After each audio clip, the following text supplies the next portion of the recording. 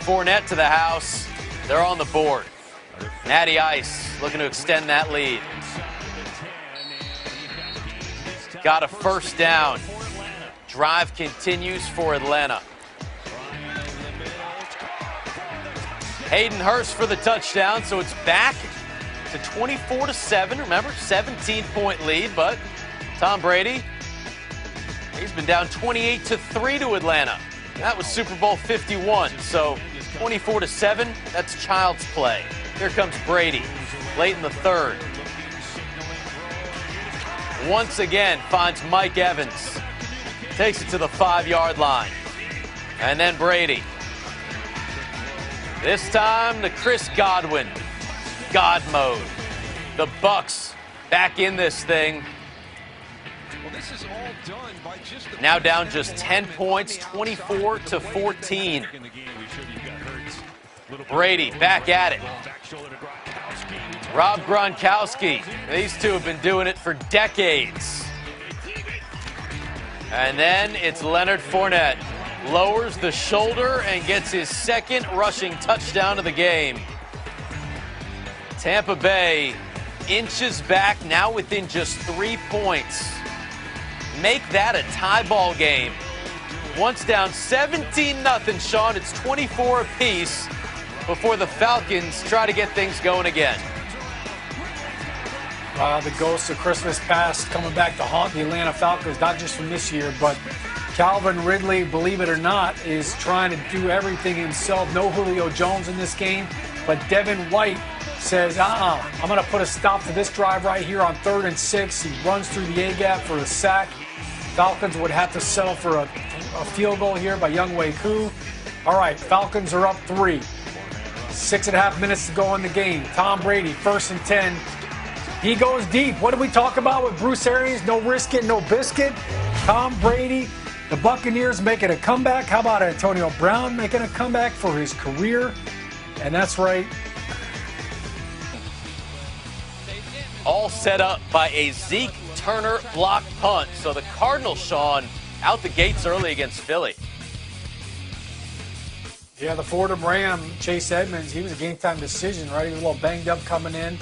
Does a nice job out there in the flat. And I tell you, this Arizona Cardinals defense, or offense, excuse me, I tell you, they've got speed everywhere. You know, Chase Edmonds, they've got speedy wide receivers, but out of the backfield, that's such a tough matchup. Kyler Murray getting it done in the red zone, and they are out early and big on the Eagles.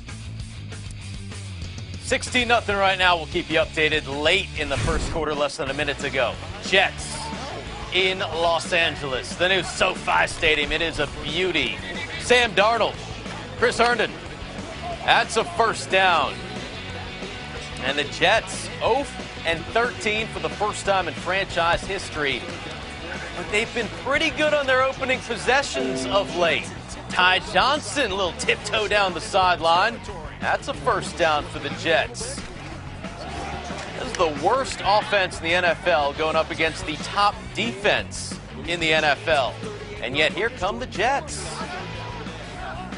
In the red zone, Darnold, Johnson, Ty, spelled T-Y. Thank you very much. Touchdown for the Jets as they race out to a 7-0 lead. How about this opening drive, Sean? What stood out to you? Yeah, what a great start. I mean, Sam Darnold just looking comfortable and just taking what the defense is giving him. But, you know, Ty Johnson doing a great job getting in the end zone right there. I wonder who celebrates more, Woody Johnson, Chris Johnson, or just everybody named Johnson when Ty scores? Well, Woody's got the big bucks, but Ty may be getting them if he keeps scoring touchdowns like that. Here is Darnold going down. You know about this Rams D. Morgan Fox. They've got Aaron Donald. I mean, the Rams' big front four is strong, so they take over. But how about Quinnen Williams doing his thing and swimming through?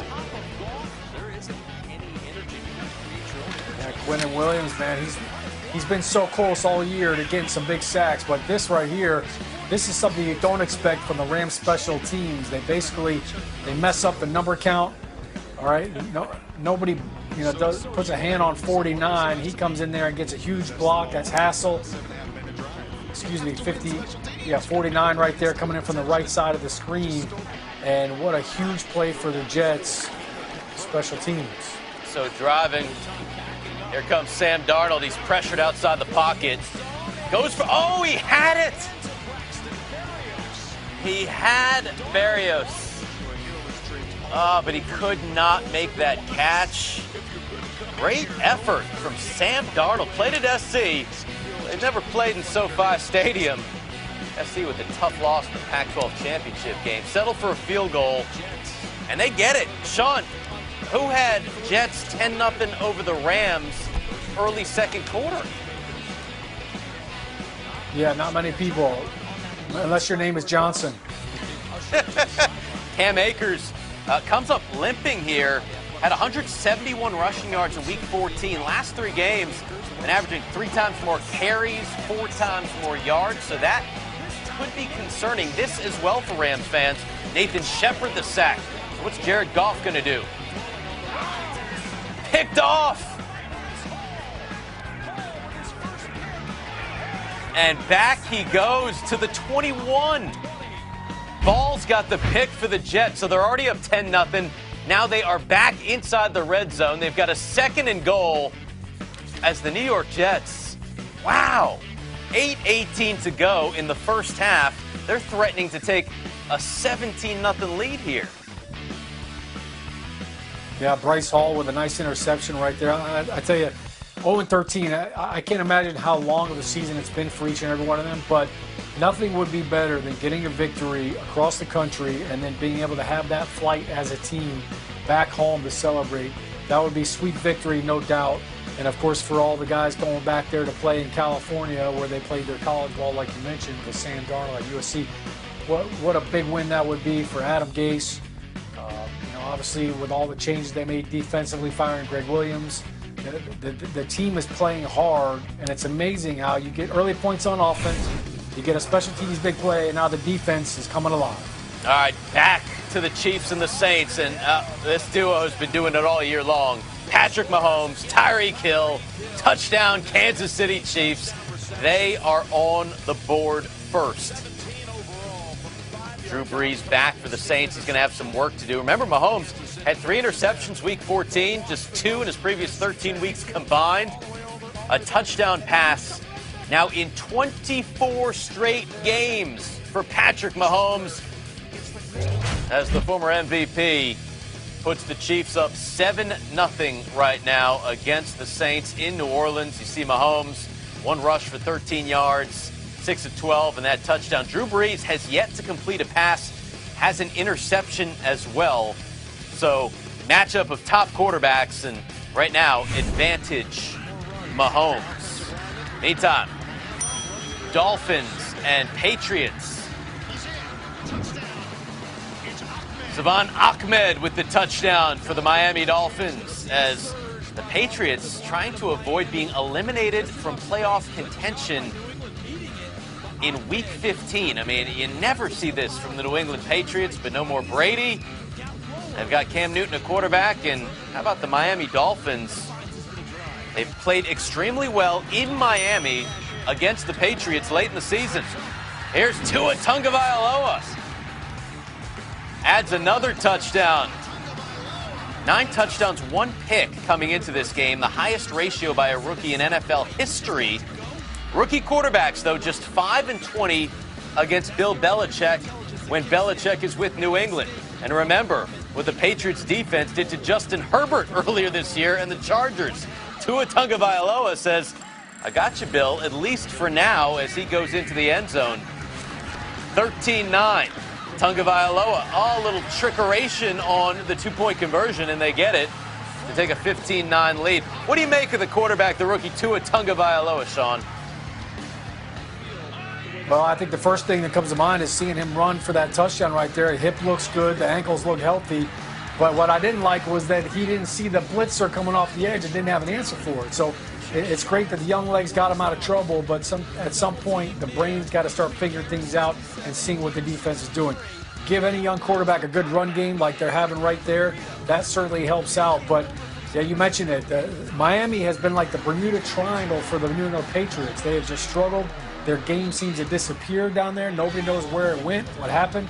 Even the defense. Look, here's another quarterback sneak right here by Tua.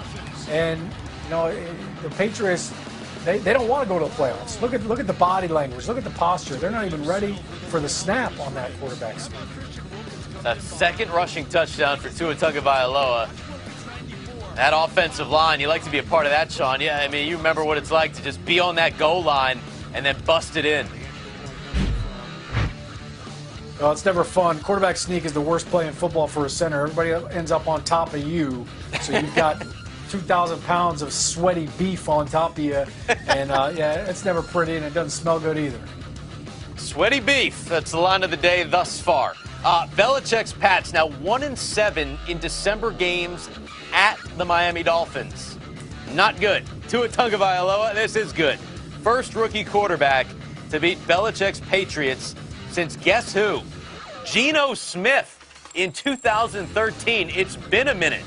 So impressive stuff from Tua Tagovailoa as the Dolphins 9-5. They are still in the playoffs, and the Patriots, Sean O'Hara, eliminated from the playoffs. Boy, 2020 just all upside down, isn't it? It really is. Eagles, Cardinals. And how about Watkins putting the Eagles on the board? Cardinals raced out to a 16-0 lead here, but Quez answers the pop quiz and punches it in. So Eagles on the board, 4-8-1 on the season, as Jalen Hurts in his first career start at 100-plus rushing yards. But here, it's Watkins that's able to take it to the house as the Eagles look to keep their playoff hopes alive. Early second quarter right now. Hurts 107 through the air. They got Miles Sanders on the ground as well. And Watkins with that touchdown reception. We've seen a lot of good things from Kyler Murray as well, though. Cardinals with a 16-7 lead. They are clinging on to the 7 seed in the NFC right now. Coming off of the win against the New York Giants last week, following up 2 losses. So looking to keep the momentum going, the Cardinals. Earlier today, Lions and Titans. And Derrick Henry, he is the king, my friend. Coming off his 4th career game with 200-plus rushing yards and 2 or more rushing touchdowns. That's the most anyone has ever done. And Ryan Tannehill, when you got Henry, the play action works. A little finger roll for Tannehill, Sean. Yeah, Ryan Tannehill, you know, I'd say he doesn't get enough credit for how good he has been since he got to Tennessee. He's making sweet music in Nashville. And I tell you what, he's more athletic than people give him credit for, too. There's my boy, Big Ben Jones, the center. Let's give the big boys some love. But how about the defense? Man, showing up. You know, they've been hot and cold this year, but getting some pressure right there on Matt Stafford, who's coming in a little banged up on his own. Here's a little wildcat action. All right, you got to sprinkle in a little pixie dust if you want to try to find a way to get a victory. And the Titans with a big stop in the 4th quarter there. Yeah, Lions eliminated with the loss in this one. Tannehill, he's got A.J. Brown. And Ryan Tannehill to A.J. Brown. That's his 10th touchdown catch. First to do that for the franchise since 2004, A.J. Brown. That was Drew Bennett back in the day, 16 years ago. When Ryan Tannehill targets A.J. Brown and Corey Davis, I mean, he's got 120-plus passer rating. Here come the Lions. DeAndre Swift into the end zone. But back come the Titans. Tannehill. Darrington Evans. They've got a lot of targets there. Ryan Tannehill, 3 touchdowns throwing, 2 touchdowns on the ground.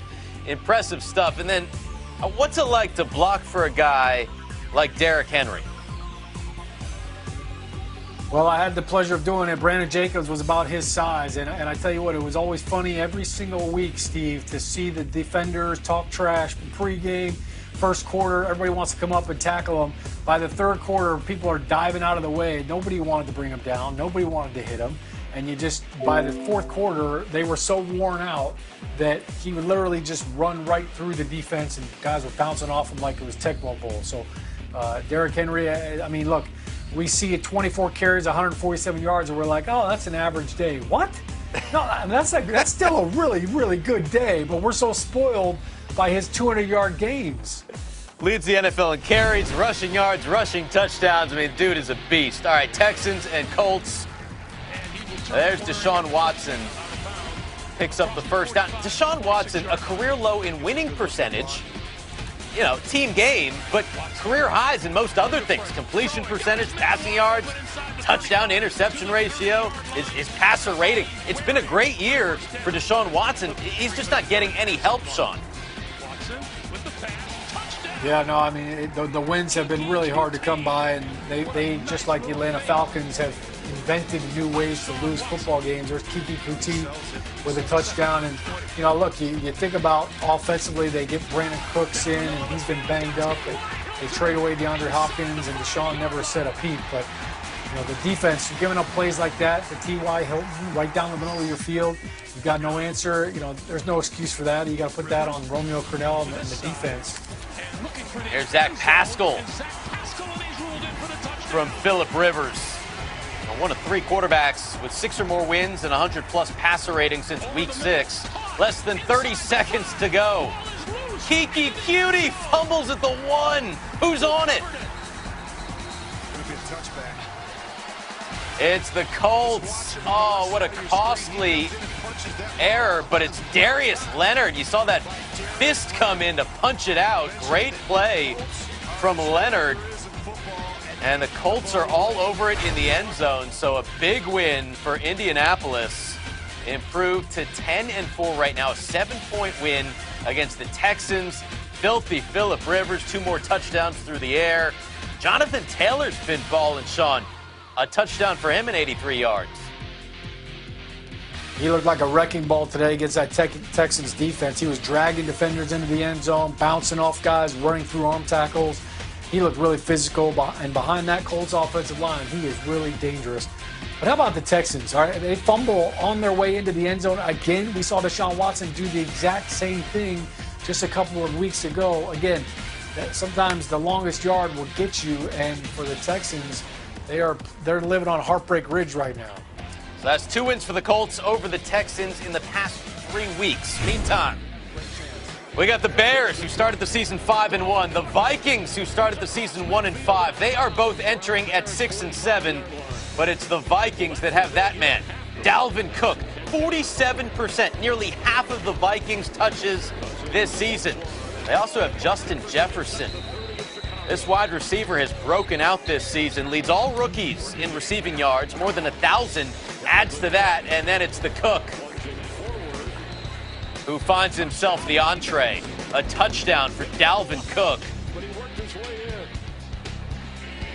Has increased his output in every game against the Bears.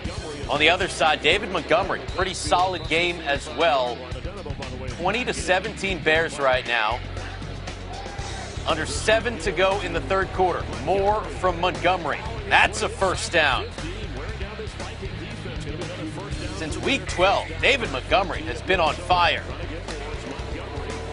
They give it back to the horse, and David Montgomery punches it in. So the Chicago Bears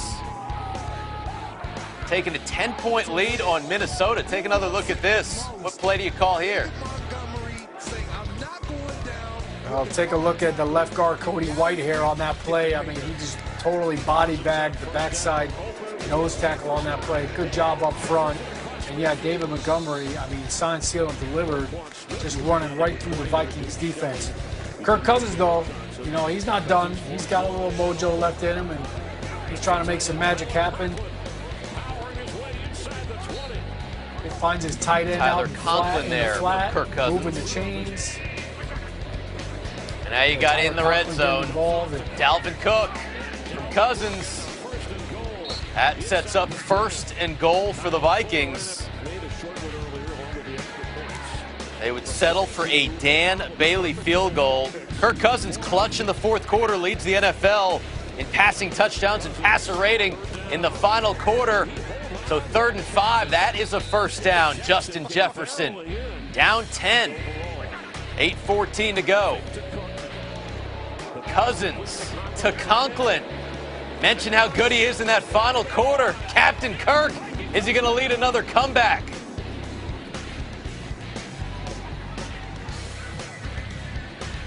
How about Conklin right here? Look at it. I mean, just watch him just dragging these defenders. I mean, he gets vertical right away.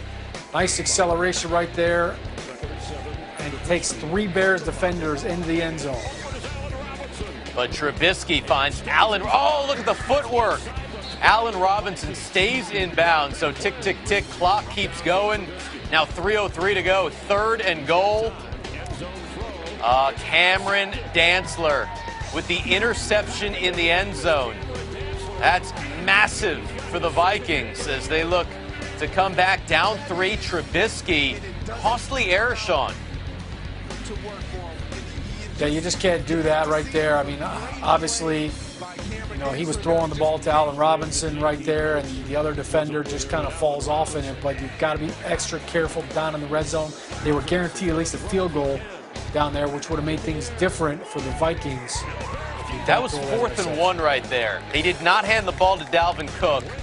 Kirk Cousins incomplete, and so the Bears take over, and they would add 3 more.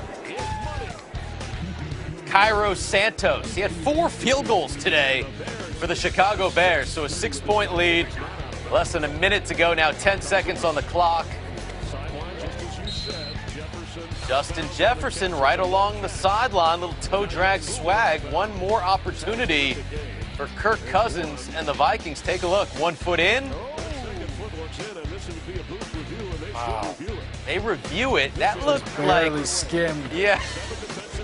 They gave it to him. I don't know if Nate Burleson would. And here's Cousins. Hail Mary time. Tipped up. Oh, and it's picked off. They had a shot. They could not get it. And the Chicago Bears hang on. Ooh, what a massive win to pull back to 500, 7-7. 3rd place. Now 2nd in the NFC North as they pass the Vikings. Trubisky, 202 yards, a touchdown, a pick. Big game for David Montgomery. But this was a must-win for the Chicago Bears, Sean. And what was the biggest reason why they got it done, offense or defense today? Well, David Montgomery, I mean, for him to outrush Dalvin Cook, I don't think anybody would have predicted that.